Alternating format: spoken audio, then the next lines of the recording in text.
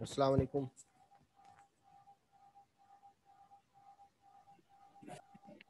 शाम सा क्या हाल है? अल्लाह का शुक्र है। अस्सलाम वालेकुम। वालेकुम अस्सलाम।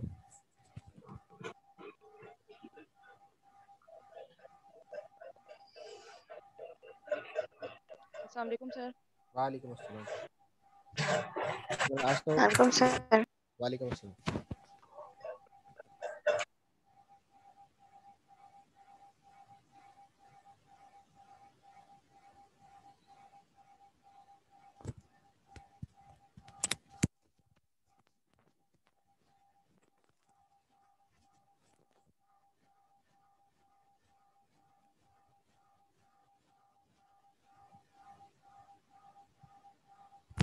हेलो। अस्सलाम वालेकुम सर। वालेकुम अस्सलाम। सर कैसे हैं? खैरियत से हैं? हाँ, अल्लाह का शुक्र है। अच्छा, प्रेजेंटेशन किस किस की थी शुक्र आज? है।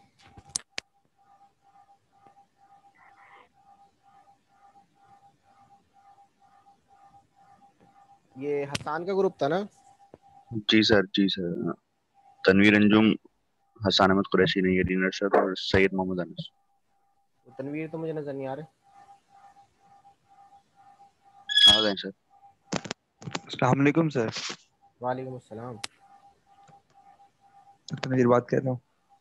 हाँ तनवीर, क्या हाल है? अल्लाह का शुक्र सर, आप सुनाएं। अल्लाह का शुक्र। हम स्टार्ट करो अगर तुम रेडी हो। आज तो माशाल्लाह स्ट्रेंथ भी एकदम ज़्यादा हो गई है। जी जी सर, अभी स्टार्ट करते हैं। हसन, प्रेजेंटेशन शेयर करो। एक मिनट, मैं ज़रा 2 मिनट रुक जाओ और लड़के आ रहे हैं। ठीक है सर, ठीक है।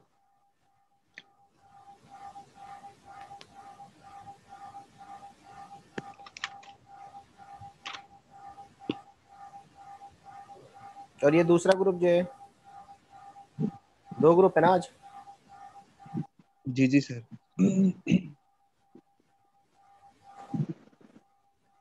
सर हमारा भी आज। हम्म।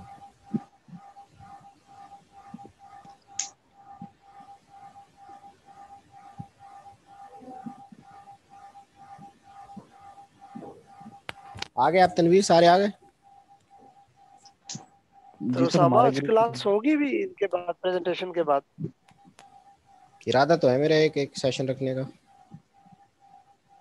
ठीक है सर, आज संडे है तो अच्छा, हसान अहमद कुरैशी 2 दफा आए हुए हैं। हसान अहमद कुरैशी, हसान अहमद कुरैशी, ये क्या? जी सर, वो मोबाइल से भी लॉगिन हो गया था अच्छा, सर। इसको होस्ट बना दो। हसन को सर। तो 2-2 आए हुए हैं ना, हसान अहमद कुरैशी है। इन दोनों में से किसको बनाना है? सर हसन को, अच्छा सर हसन एक कर दो। मिनट, मैं मोबाइल से जो है ना वो लीव करता हूँ, फिर आप बना दीजिए।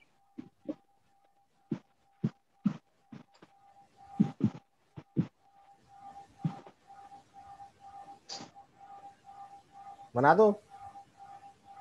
जी सर, बना दें, एक ही रह गया।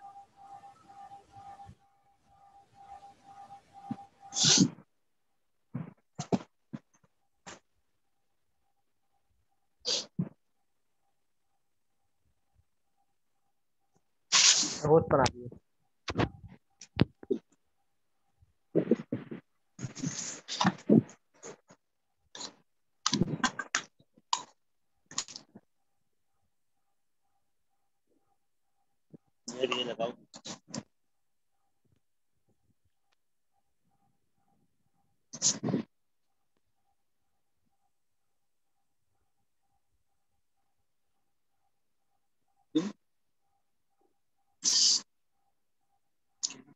नहीं, अभी मोबाइल पे।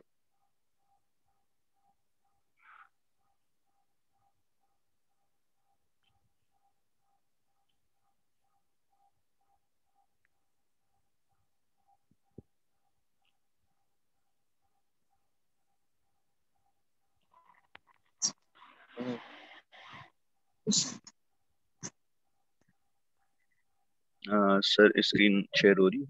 हाँ बिल्कुल हो रही है। उसको बढ़ाना कर ले। जी सर, मैं कर देता हूँ उसको स्लाइड शो।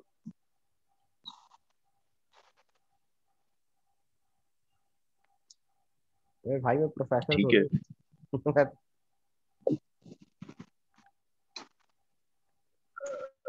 सबको शेयर हो रही स्क्रीन? हाँ हो रही। हाँ, और ये सन आ रही है। ठीक है, तो सर टॉपिक हमारा था मल्टीलेटरल एनवायरमेंटल एग्रीमेंट्स के हवाले से, और प्रेजेंटेशन जो है वो हमने तैयार कर ली है। तनवीर स्टार्ट करेंगे और फिर उसके बाद फर्दर ग्रुप के जो पार्टिसिपेंट्स हैं वो कैरी ऑन करेंगे।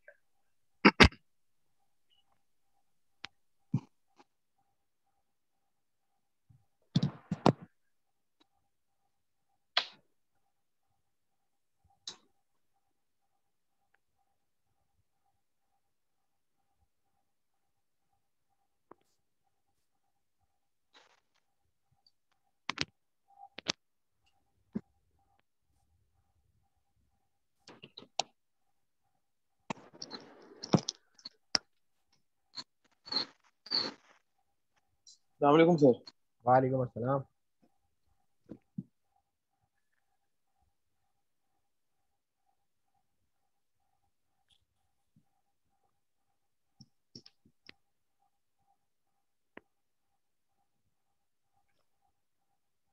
क्या वो सेटिंग नहीं हो रही? तो नहीं नहीं सर, हो गई है। अ, बस स्टार्ट कर लेते हैं। तनवीर की आवाज़ नहीं आ रही, चलिए। Sir hello. आज ये की आखिरी प्रेजेंटेशन है ना ये इनकी। हेलो, नहीं, आवाज आ इसके रही बाद है एक और है। हसन? हाँ, स्टार्ट स्टार्ट कर लो तनवीर। ठीक है सर, स्टार्ट करें। बिल्कुल। बड़ी हो सकती है? नहीं, नहीं होगी। सर इसके बाद एक और है, यही लास्ट है?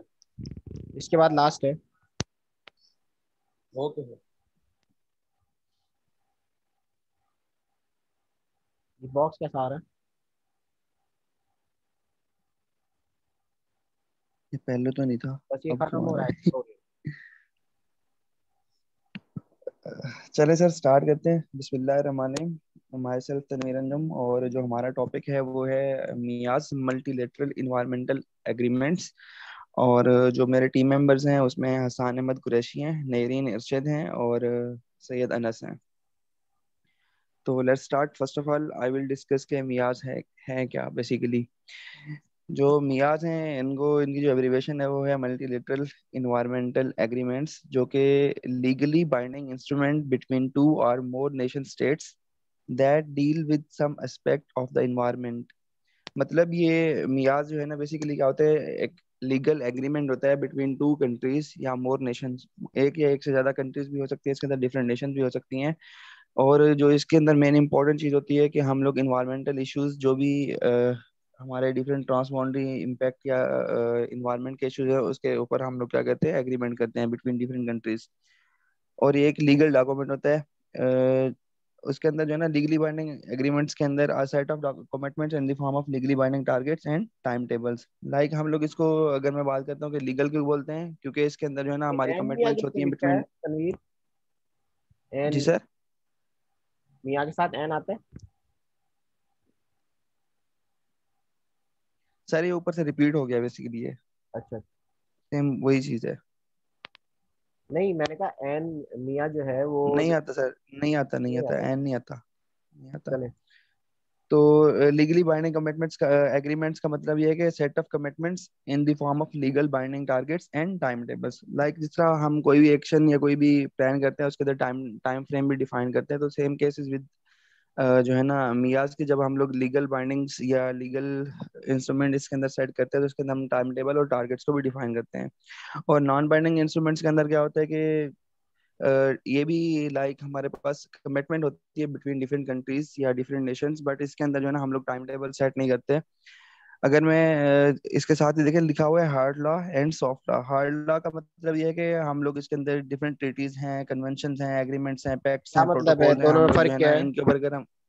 हार्ड लाइन सॉफ्ट ला में? किसमें सर? ये जो आपने हार्ड लिखा है क्यों लिखा है, सर सॉफ्ट लिखा है? जी जी, जी जी बिल्कुल। हार्ड लॉ का मतलब ये है कि ये बाइंडिंग एग्रीमेंट होगा, इसके ऊपर जो आप लोग साइन करेंगे या जो आपकी कमिटमेंट होगी उसको आपने पूरा करना है। और जो सॉफ्ट लॉ है या उसके अंदर जो है ना डिफरेंट हमारे पास रेजोल्यूशन आ सकती हैं, उसके अलावा हमारे पास ये तो उसकी डेक्लेरेशंस टाइप्स हो गई। हैं, तो उसके अंदर ये है कि आपकी। जी जी, मैं उसी को डिस्क्राइब कर सकता हूँ। सॉफ्ट लॉ का मतलब ये है कि इसके अंदर आपकी कोई लीगल बाउंडिंग्स नहीं होती हैं। आप जो है ना सिग्नेटरी होते हैं, बट जो भी चीज होती है उसको आप वॉलंटियरली करना चाहें तो कर सकते हैं, नहीं करना चाहें तो ना करें। बट जो हार्ड लॉ है उसके अंदर जो आपकी कमिटमेंट है आपको उसने फुलफिल करना है। तो जिस तरह ट्रीटी है, तो ये क्या होता है, अगर मैं बात करता हूँ ट्रीटी जो है ना वो हमारे पास हार्ड लॉ के अंदर फॉल करता है। तो वो क्या होता है, फॉर्मली कंक्लूडेड डॉक्यूमेंट होता है या एग्रीमेंट होता है बिटवीन डिफरेंट स्टेट्स।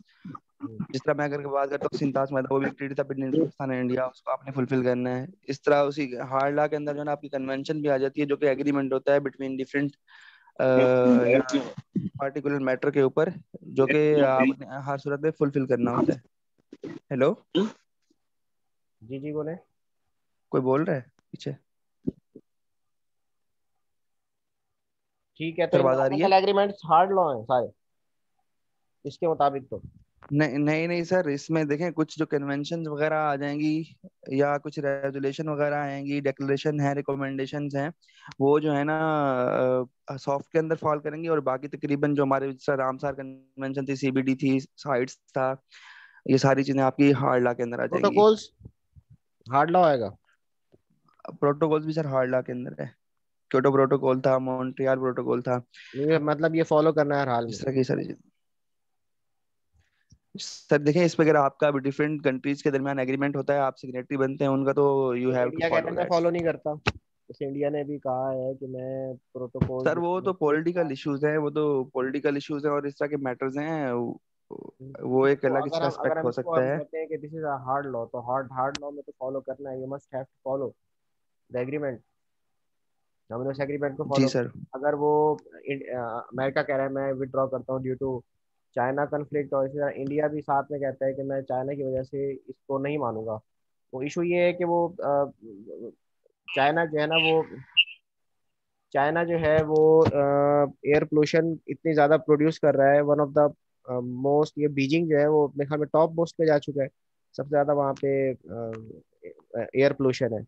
ठीक है, तो अब वो कहते हैं कि जब ये कंट्रोल नहीं लगा रहा तो इंडिया और अमेरिका कहते हैं तो कि हम क्यों लगाएं इसके ऊपर, जब चाइना फॉलो नहीं कर रहा। इसकी मिसाल ऐसे कि एक शख्स झाड़ू दे और दूसरा जो है उधर ही उठा के गन फेंक दे, तो जो झाड़ू देने वाला होगा वो कहेगा मैं क्यों गंद उठाऊं यहाँ पे। तो इंडिया और चाइना ये कह रहे हैं कि जब इंडिया और अमेरिका ये कह रहे हैं जब चाइना नहीं रुक रहा, वो कंटिन्यूसली जो है वो एयर पोल्यूशन प्रोड्यूस कर रहा है, तो मैं क्योटो या मॉन्ट्रियल प्रोटोकॉल को क्यों फॉलो करूँ। इस वजह से नहीं वो फॉलो करूंगा। हाँ, वो इस वजह से जो है ना वो जो साइन उन्होंने किए थे, इंडिया तो मेरे ख्याल में विदड्रॉ कर गया था कि मैं इसको फॉलो नहीं करूंगा, ये लास्ट जो मैंने पढ़ा था। तो बहरहाल अब ये इसकी इम्प्लीमेंटेशन किस हद तक है, कोई इससे विदड्रॉ देखें इन फेजेस के अंदर, एक फेज मैंने आपको बताया था विदड्रॉल फेज, एक फेज ऐसा भी है जिसमें कोई भी कंट्री उठ के विदड्रॉ कर लेता है कि मैं इसको फॉलो नहीं करूंगा, तो उसमें कोई उनके ऊपर सख्ती नहीं है कि वो उनको उतना जुर्माना देना पड़ेगा या वो नहीं उन्होंने फॉलो करना है।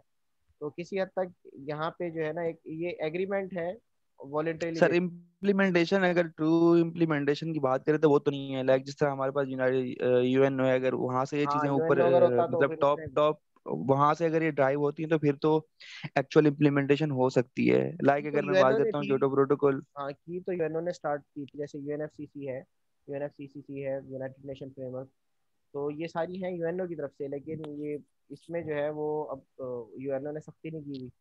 ठीक है, आगे चलें। आसान, आगे चलना, नेक्स्ट स्लाइड।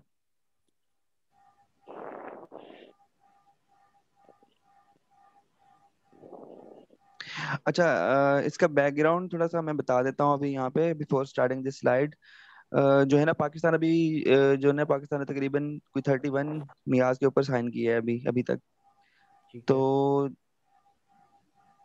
अच्छा, सबसे पहले जो है ना, जो जैसे ही इन्वायरमेंटल इश्यूज आए थे और relevant environment different program start हुए, तो सबसे पहले जो है ना स्टॉकहोम कॉन्फ्रेंस हुई थी ह्यूमन इन्वायरमेंट के ऊपर 1972 के अंदर, जो कि United nation conference on human development, इसको हम लोग वो भी कह सकते हैं। जो स्टॉकहोम कॉन्फ्रेंस थी वो थी United nation conference on human development, जिसके तकरीबन 26 प्रिंसिपल थे और कुछ जो चीज़ें थी उसके अंदर थे कि इन्वायरमेंटल इश्यूज थे, और उसके अलावा हमारे पास जो है ना डेवलपिंग कंट्री जो डिफरेंट थे, उन लोगों ने कहा था कि हम लोग इकोनॉमिक ग्रोथ, सोशल और इन्वायरमेंट के एस्पेक्ट को कंसिडर करेंगे। वाटर के कुछ इश्यूज थे उसके अंदर, और जो है ना सोशल वेलबींग की भी बातें थी। ओवरऑल द वर्ल्ड जो है ना तकरीबन 26 प्रिंसिपल इसके बनाए थे स्टॉकहोम कॉन्फ्रेंस 1972 के अंदर। फिर उसके बाद जो है ना UNEP united nation environmental program start हुआ था, जो कि बेसिकली डिफरेंट कंट्रीज के दरमियान हुआ था। तो इसके अंदर जो है ना इन्वायरमेंटल एजेंडा वगैरह सेट किया था, और जो है ना सस्टेनेबल डेवलपमेंट की भी बात की गई थी। डिफरेंट डिफरेंट नेशंस के हम लोग जो है ना सस्टेनेबल डेवलपमेंट के ऊपर भी काम करें। आफ्टर स्टॉकहोम कॉन्फ्रेंस फिर यूनाइटेड नेशन ने इन्वायरमेंटल प्रोग्राम स्टार्ट किया था। उसके बाद जो है ना यूएनसीईडी आया था, United nation conference on environment, United nation conference on environment environment and development. कहाँ पे आया था ये? सर इसको हम लोग जो है ना अर्थ राव डी जेनेरो, इसको ये भी कहते हैं अर्थ जिसको हम लोग कहते हैं, और इसी रियो के अंदर रियो ही एजेंडा 21 रियो डिस्कस। डे रियो रियो समिट कहते हैं इसको। जी जी, रियो अर्थ सस्टेनेबल इसको कहते हैं। डेवलपमेंट पे आया था।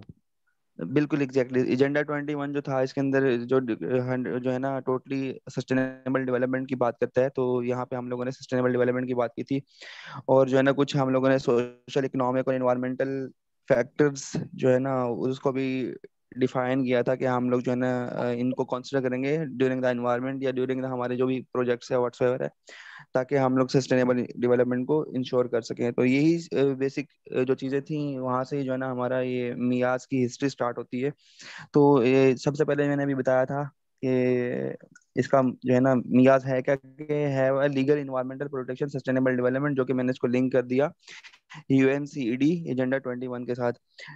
मियाज का जो है ना मकसद क्या है, वो ये है कि take measures to remedy mitigate और otherwise deal with the global and regional environmental concern, जिसके अंदर मैंने पहले ही बता दिया कि डिफरेंट एग्रीमेंट्स या ट्रीटीज प्रोटोकॉल साइन हो चुके हैं between different countries to mitigate the environmental issues, ताकि हम लोग सस्टेनेबल डेवलपमेंट को जो है ना इंश्योर कर सकें। MEAs are concluded with a large number of states and international organisation as parties, जो है ना इसके हेलो, आवाज आ रही है सर? आ रही है। अच्छा, उसके बाद है MEAs can be embodied in single instrument और मोर रिलेटेड इंस्ट्रूमेंट, मतलब इसके अंदर जो है ना किसी एक टॉपिक के ऊपर या किसी एक इशू के ऊपर भी बात की जा सकती है, जिस तरह सीबीडी है, साइट्स हैं, रामसार है। उसके अलावा बायोडायवर्सिटी की बात की है हम लोगों ने, क्लाइमेट चेंज की बात की हम लोगों ने, ग्रीन हाउस गैसेस की बात की, कोई एक भी हो सकता है, और डिफरेंट जो है ना डिफरेंट एस्पेक्ट्स को भी कंसिडर करके हम लोग डिफरेंट एग्रीमेंट्स के ऊपर साइन कर सकते हैं। और ये है ना इंटरनेशनल लॉ है, और जो है ना इसको कंक्लूड करते हैं इन द रिटन फॉर्म। हमेशा जो भी एग्रीमेंट होता है मियाज से रेलिवेंट, वो जो है ना हम लोग इसको in the form of written document लिखते हैं, ताकि हमारे पास एज एविडेंस या प्रूफ भी रह सके। आसान, आगे चलना।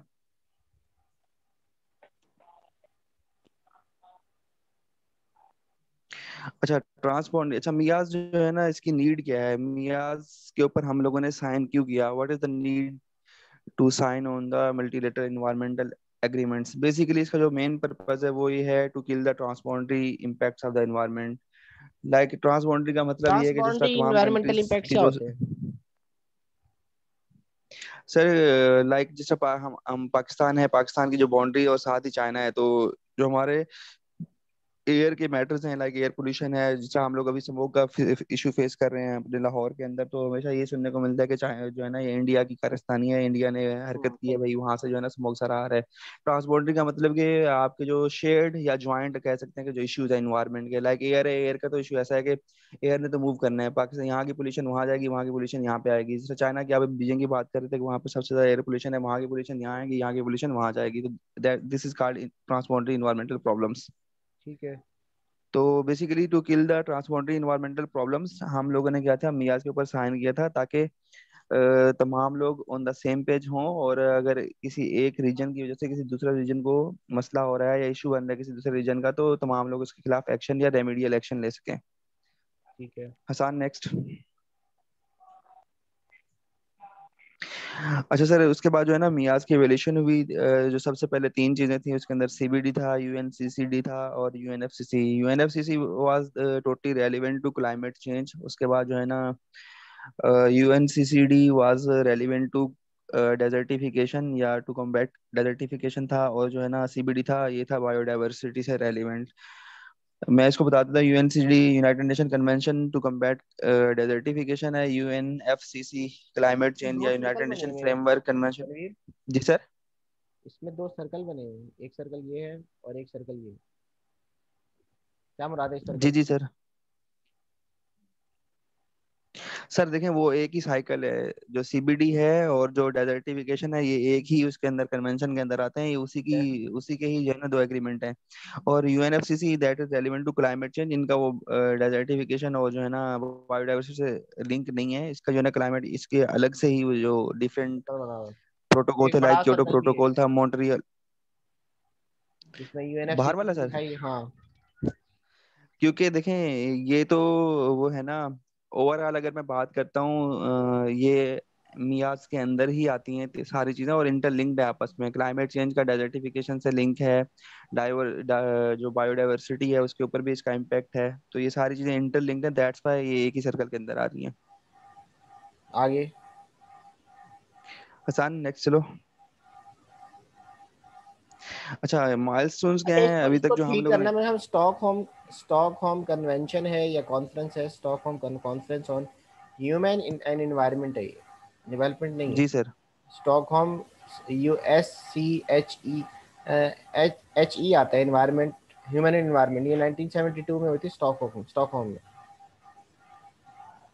यूएनसीएचडी ना। हाँ, UNHE, सर UNCHE। स्टॉकहोम जो है ना परसिस्टेंट ऑर्गेनिक पोल्यूटेंट पॉप्स के ऊपर जो है approved हुई थी, नहीं, मैंने कहा जिसके स्टॉकहोम अंदर जो है ह्यूमन इम्पैक्ट और एनवायरमेंटल इम्पैक्ट दोनों कंसिडर किए। ये HE आता है, ह्यूमन एंड एनवायरनमेंट आता है, डेवलपमेंट नहीं है। जी सर, ऐसे ही। और ये पॉप्स के ऊपर हुई थी, इसका सारा फोकस जो है ना पॉप्स के ऊपर था। स्टॉकहोम वाला। जी सर। नहीं नहीं सर, ये वो है, अ, आप सही कह रहे हैं, Stockholm conference on human environment है 1972। और सर इसी को मैं बताता हूँ, ये देखें, United nation conference on human development, इसको इसका सब पार्ट है या इसको वही वही कहते हैं, ये भी 1972 इसी के पार्ट था। लाइक अगर मैं बात करता हूँ स्टॉकहोम कॉन्फ्रेंस की, इसी के अंदर ही बात की गई थी ह्यूमन इन्वायरमेंट के ऊपर। और यूनाइटेड नेशन ने एक जो है ना कॉन्फ्रेंस की थी ऑन ह्यूमन डेवलपमेंट, ये उसी के ही पार्ट है। इसको आप अगर सर्च करेंगे, हिस्ट्री की देखेंगे तो उसमें ये भी आता है, Stockholm conference on human development, या इसको आप ये भी कह सकते हैं कि Stockholm conference on human environment 1972। हाँ। ये दोनों सेम है सर। अच्छा, ठीक है। तो इसके अंदर जो है ना सबसे पहले global action plan for the environment start किया था, जिसका मैंने पहले ही इसकी हिस्ट्री के अंदर बताया था कि डिफरेंट कंट्रीज ने जो है ना इन्वायरमेंटल इश्यूज के ऊपर जो है ना बात की थी, और इकोनॉमिक ग्रोथ को, सोशल इम्पैक्ट्स को भी इसके अंदर कंसिडर किया था। इसकी हिस्ट्री की अगर बात करता हूँ, first attempt to address inter relationship of the environment and development at global level. आसान क्या हो गया, ये स्लाइड नहीं आ रही। स्क्रीन गायब हो गई।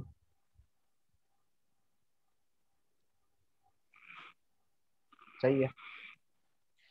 और जो है ना इसी के अंदर ही जो है एस्टेब्लिशमेंट की थी हमने यूनाइटेड नेशन इन्वायरमेंटल प्रोग्राम, जिसके अंदर जो है ना इन्वायरमेंटल एजेंडा वगैरह सेट किया था। इसका जो मकसद था वो था कि एजेंडा इंश्योर 21 डायमेंशन कब ऑफ द। इंट्रोड्यूस हुआ था? सर ये तो यूएनसीईडी में हुआ था ना, अर्थ समिट में। रियो समिट में हुआ था एजेंडा 21। जी जी, जी जी, ठीक है। ये उसका पार्ट है। आफ्टर यूनेप हुआ था ये, जो इसका जो यूनेप था उसका तो मतलब ये था ना, इसके अंदर जो चीजें डिफाइन की थी वो क्या, ग्लोबल इन्वायरमेंटल एजेंडा सेट किया था। तो इसका मकसद ये था कि ensure dimension of the sustainable development with in United nation system, कि हम लोगों ने सस्टेनेबल डेवलपमेंट को कंसिडर करना है विद इन, जो जितना भी यूनाइटेड नेशन के इन्वायरमेंट के प्रोग्राम स्टार्ट होते हैं, लाइक यूनेप था, यूएनसीईडी था। तो इसके अंदर जो है ना इन्वायरमेंटल प्रोग्राम्स को स्टार्ट करना था। नेक्स्ट। उसके बाद जो है ना ये यूएनसीईडी आया था 1992 के अंदर, जिसके अंदर एजेंडा 21 भी रियो डिस्क्राइब किया था। इसका डिक्लेरेशन। मेन पार्ट था एजेंडा 21, इसको रियो डी जेनेरो या आर्च समिट भी कहते हैं। Agenda 21 that was relevant to sustainable agenda development. ये हमेशा बड़ा आता है, तनवीर। आपने ठीक है वो ठीक है सर। स्मॉल से स्टार्ट किया। ये एजेंडा है ना, तो हम इसमें कभी मिस्टेक नहीं करना नेक्स्ट टाइम। ये हमेशा कैपिटल में आएगा, ठीक है, छोटा नहीं होगा। सर उसामा, आपकी आवाज बहुत स्लो आ रही है, प्लीज सर। मैं स्लो ही बोल रहा हूँ। अच्छा, आगे। ठीक है सर। उसके बाद जो है ना accelerated development of the modern MEAs, more than 60% of existing MEAs are adopted after Rio. मतलब जो हमारे पास अभी राम डिफरेंट मियाज, जो कि Pakistan is the signatory of the more than 31 मियाज। तो जो है ना आफ्टर एजेंडा 21 सस्टेनेबल डेवलपमेंट की जब बात की थी, उसके बाद ही जो है ना एवेल्यूएशन हुई थी इसकी, और इसके ऊपर हम लोगों ने साइन किया था, और देन ये इम्प्लीमेंट हुए मियाज। हसान नेक्स्ट। सर ये है parties to MEAs number of parties, ये एक ग्राफ था जिसके अंदर डिफरेंट जो है ना मॉप कंट्रीज क्या और होता है Tanveer? MOP, MOP. MOP, COP, MOP पढ़ा है इसके बारे में? ये मॉप पार्टीज के हवाले से बात करो ना, कॉन्फ्रेंस ऑन नहीं सर, ये नहीं पढ़ा। मीटिंग ऑफ पार्टीज, ये कुछ इस तरह है, कॉप मॉप करके। तो ये भी देख लेना, ये नहीं, पता होना चाहिए इसके बारे में। ठीक है सर। ठीक है। हसान नेक्स्ट। सर यहाँ से हसान स्टार्ट करेंगे। हसान स्टार्ट करो।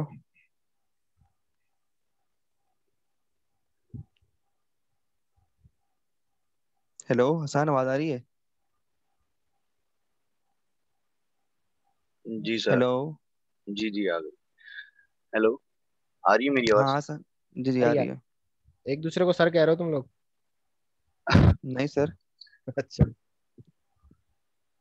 सर एक मिनट रुकिएगा, ये कुछ बीच में विंडोज वगैरह आ गई। ठीक है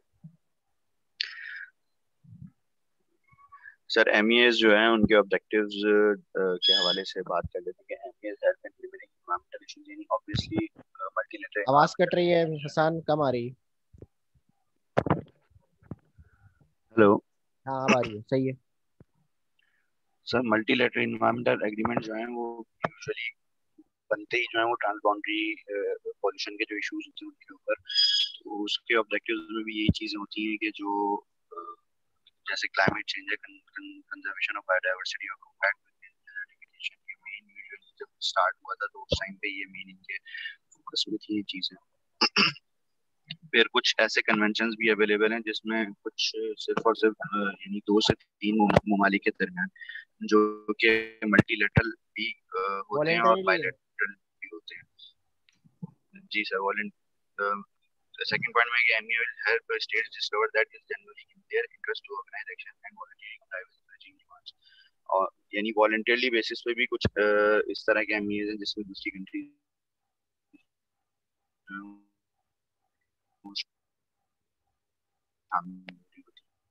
और अपना पार्ट।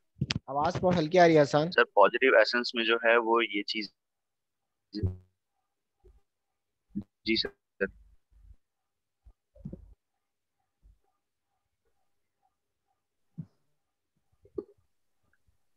सर आवाज आ रही है मेरी? बिल्कुल आ आवाज रही तो आ हेलो, रही है। है। अब आ आवाज रही तो है। आ रही है। स्क्रीन भी आ रही है? जी जी आ रही है। आ रही है। ये जो है वो कौन सी चीजें लाई करती हैं जिसको हाईलाइट स्पेसिफिकली करती है। यानी जब एमईएस डेवलप होते हैं तो उससे technical training and capacity building होती है, प्रोविजन ऑफ फाइनेंशियल असिस्टेंस होती है जो भी उसके मेंबर्स होते हैं, और ये भी एक तरीकेकार है दूसरे ममालिक को जो है इस तरफ अट्रैक्ट करने का कि अगर वो एमईएस का पार्ट बनेंगी, उसकी सिग्नेटरी बॉडीज बनेंगी, तो उनके यहाँ भी ट्रेनिंग टेक्निकल डेवलपमेंट होगी और कैपेसिटी बिल्डिंग का भी उनको एक मौका मिलेगा। साथ ही साथ फाइनेंशियल असिस्टेंस के लिए भी बहुत सारा काम हो रहा था जिसमें वर्ल्ड बैंक है, इस्लामिक डेवलपमेंट बैंक है और एशियन डेवलपमेंट बैंक है, ये काफी इस तरह के प्रोजेक्ट्स के ऊपर काम कर रहे होते हैं ताकि जो एमईएस के ऑब्जेक्टिव्स हैं उनको किसी तरह से अचीव करने में सिग्नेटरीज की हेल्प की जा सके। दूसरा एक ये पार्ट होता है कि जो इंफॉर्मेशन एक्सचेंज होती है, जो भी रिसर्च हो रही होती है, उसके हवाले से इंफॉर्मेशन एक्सचेंज होती है आपस में सिग्नेटरीज की और दुनिया में दूसरे जो ममालिक हैं उनके, जिससे उनको एनवायरमेंटल मैनेजमेंट की असिस्टेंस मिलती है। थर्ड पार्ट में यानी अगर कलेक्टिवली इसको कहा जाए तो फाइनेंस में मदद मिलती है, जो सिग्नेटरीज होते हैं उनको ट्रांसफर ऑफ टेक्नोलॉजी में हेल्प मिलती है। तीसरा कैपेसिटी बिल्डिंग में पार्ट प्ले होता है। यहाँ से सर नगरीन कंटिन्यू करेंगे, फिर मेरा पार्ट आगे है। मैं फर्दर आगे बीच में नगरीन का पार्ट है, फिर आगे मेरा पार्ट है थर्ड नंबर। मुस्तफिल, अस्सलाम वालेकुम।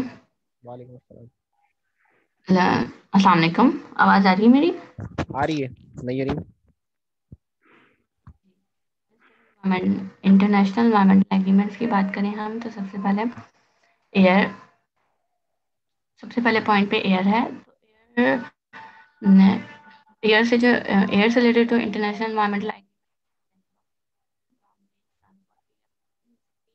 यूरोप में हुई थी एसिड रेन की वजह से। जब वहाँ पे बहुत ज़्यादा एसिड रेन होने लगी थी तो ये कन्वेंशन वजूद में आई थी। बायोटेक्नोलॉजी की कन्वेंशन के हवाले से बात करें तो उसमें कार्टेजिना बायोसेफ्टी प्रोटोकॉल्स हैं। इसलिए इस प्रोटोकॉल का एम था लिविंग मॉडिफाइड ऑर्गेनिजम्स की सेफ ट्रांसपोर्टेशन और उनका सेफ हैंडलिंग। ठीक है, अगर हम केमिकल्स की कार्टिजाना बात करें तो बायोसेफ्टी किस पे? केमिकल्स पे, सॉरी, कार्टिजाना किस पे?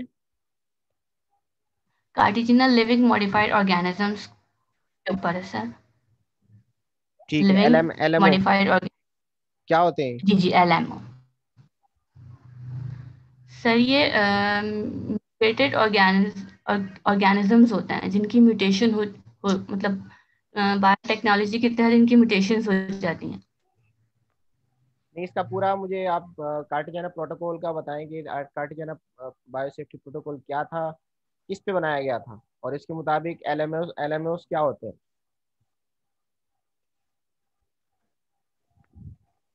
It was based on modified organism. Sir LMO तो लिविंग मॉडिफाइड ऑर्गेनिजम्स जो हैं तनवीर, वो बेसिकली तनवीर, जी जी सर, देखें जेनेटिक जिस तरह जेनेटिक हमारे पास जो है मॉडिफाइड ना, ऑर्गेनिजम्स GMO, होते हैं। GMO, LMO, जेनेटिक, हाँ क्या ऐसा ही है? GMO क्या एग्जैक्टली होता है? जेनेटिकली मॉडिफाइड ऑर्गेनिज्म जिनको हम लोग बायोटेक्नोलॉजी के अंदर इनकी ब्रीडिंग या इनकी जेनेटिक्स के अंदर चेंजेस लाते हैं। चेंजेस लाने के बाद हाँ, इसका जिनकी जो मकसद होता म्यूटेशन है हो वो ये होता है सकती कि है। और इसका मतलब जो मकसद होता है वो ये होता है कि to increase the productivity to meet the demands. ये सारी चीजें फोकस होता है इसका। तो उसके बाद जो है ना, ये उसके उसके इस मुताबिक थी। प्रोटोकॉल के मुताबिक क्या है? GMOs क्या होने चाहिए?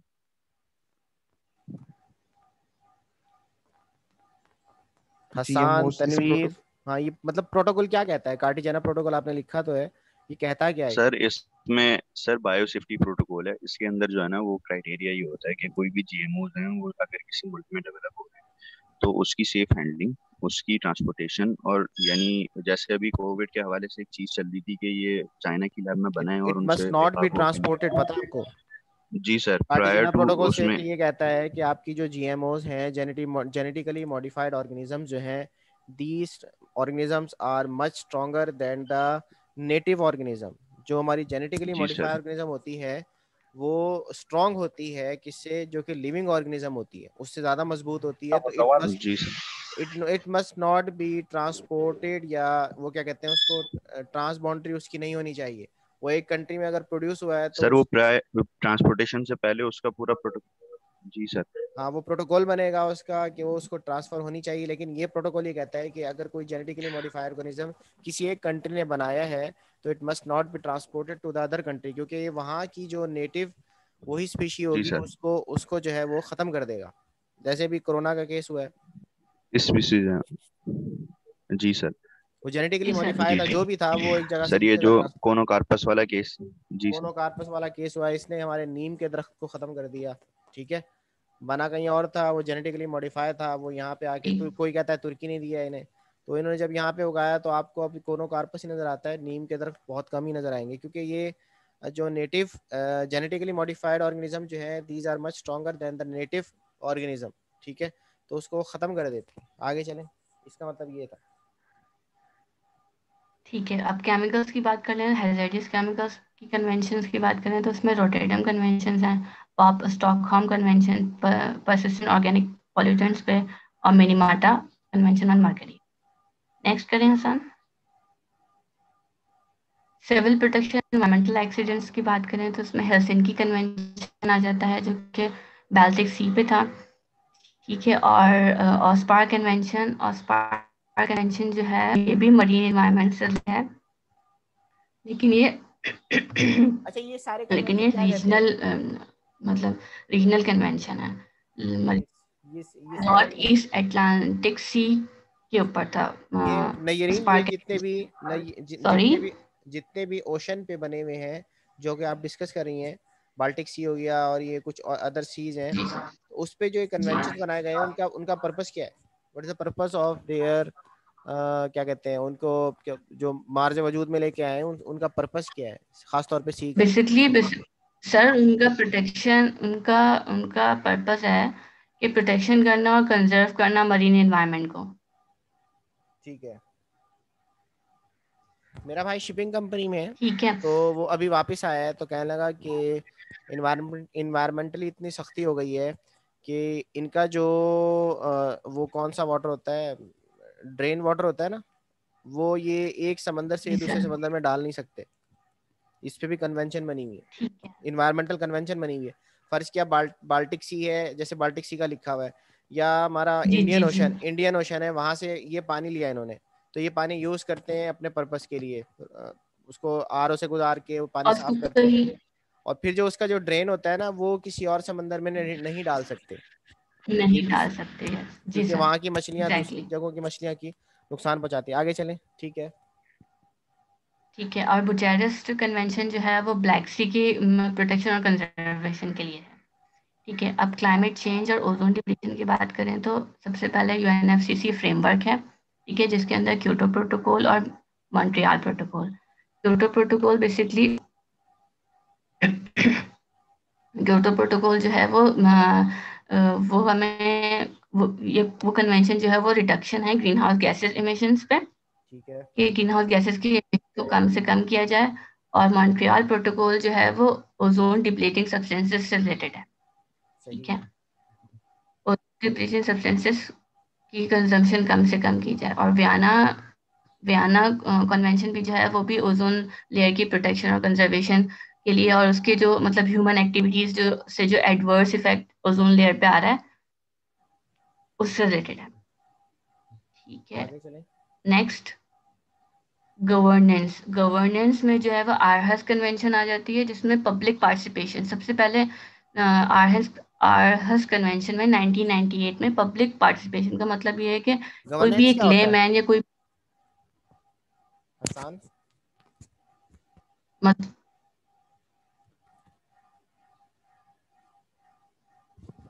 हसान, जी सर, जी गवर्नेंस क्या होती है, इन्वायरमेंटल सर। गवर्नेंस? गवर्नेंस यानी जब हम किसी भी फ्रेमवर्क को या कोई लॉ कोई बन रहा होता है, ऑर्डिनेंस बन रहा होता है, तो उसकी इम्प्लीमेंटेशन किस तरह से की जाए, तो वो गवर्निंग बॉडी उसको डिफाइन करती है ठीक है, कि गवर्नमेंट बॉडी। सही है। इसकी गवर्नेंस इस तरह से की जाएगी और इसका इम्प्लीमेंटेशन इस तरह से किया जाएगा। उसकी जो जो भी प्रोग्रेस होती है उसको रिव्यू करना और उसकी असेसमेंट करना, ये गवर्नेंस में आ जाती है सारी चीजें। अच्छा, आगे चलें।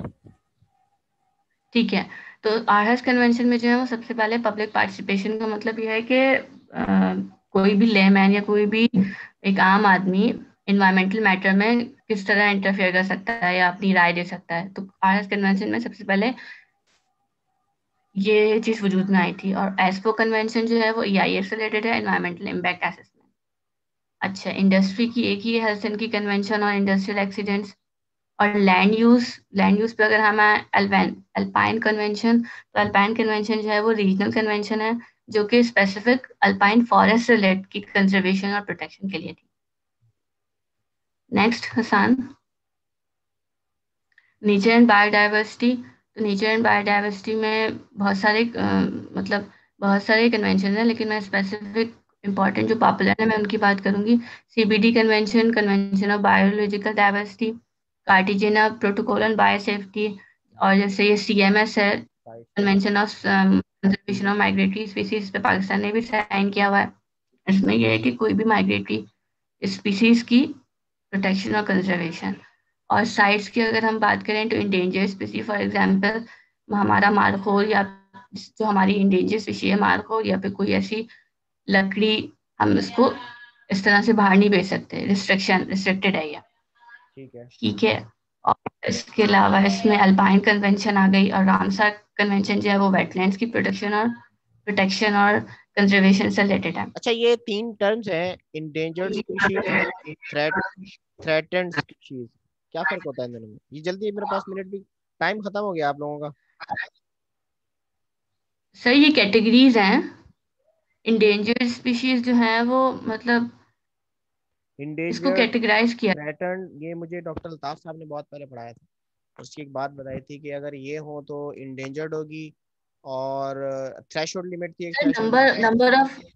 नंबर ऑफ एनिमल्स पे ये डिपेंड करता है, मतलब कि कितने रह गए हैं, कितनी स्पीसीज इनकी रह गई हैं। शहरियार, क्या है ये इंडेंजर्ड स्पीशीज और थ्रेटन्ड स्पीशीज, और एक और भी होता है तीसरा, शहरियार?